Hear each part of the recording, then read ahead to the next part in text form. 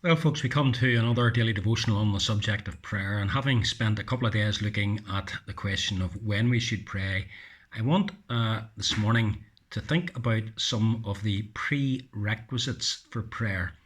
What I mean by that is things that are absolutely essential in order that we might properly engage in prayer. I have a little book that I've had for years, and from time to time I go back and read it again. I'm sure I've read it quite a number of times. It's called The Hidden Life of Prayer, and it's by a Reverend McIntyre. It's very, very helpful.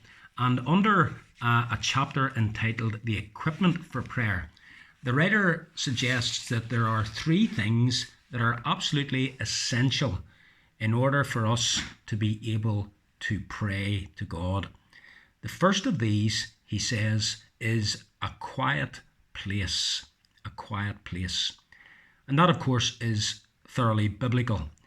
You remember how in the Sermon on the Mount, when Jesus is teaching his disciples about prayer, he tells them that they are to go into their room and close the door and speak to their Father in secret. You remember how the Lord Jesus Christ, often when he went to pray, would have got up early and taken himself away from the disciples and gone somewhere on his own. That happened in the Garden of Gethsemane. He took Peter, James and John, he left them and went a few yards on his own so that he could be in quietness before his Father in heaven. And it's essential, if we're going to speak to God, that we find a quiet place. There are, of course, times when that won't be possible. The situations, for example, that Nehemiah faced that we spoke of the other day when Artaxerxes asked him, "What do you want?" And Nehemiah immediately turned his thoughts and his heart towards God in prayer. He didn't go away off into a closet and speak to God. But generally speaking, when we set aside those normal times for prayer, we should seek a quiet place. It's difficult to speak to God with the television on in the background. It's difficult to speak to God if the radio's on or the music's on. It's difficult to speak to God if the house is full of children shouting and fighting with each other or just generally making a hubbub. It's good to have a quiet place. I would suggest that you should designate some specific room in your home to which you go in order that you might pray. I know that this is what happens, for example, in our own home. There's a particular place in our home that I know my wife goes to when she prays.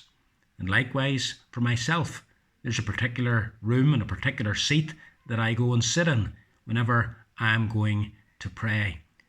So set apart a quiet place. But then, as well as that, you're going to need a quiet heart.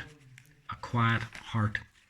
You need to take everything else that is in your heart and mind and set it aside in order that you are going to be able to speak to God.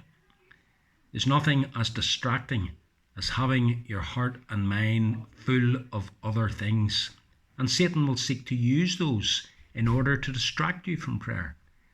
It's good when you go to your quiet place to take other things out of your mind and just focus your thoughts upon God. A quiet heart, a quiet place, and a quiet hour. A quiet hour. I'm not speaking literally, of course, that you need 60 minutes.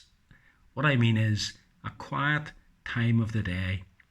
It's not good to try and engage in prayer with God whenever we know we're going to be busy, whenever we know that people are likely to call, whenever we know that there are specific things that we have to do.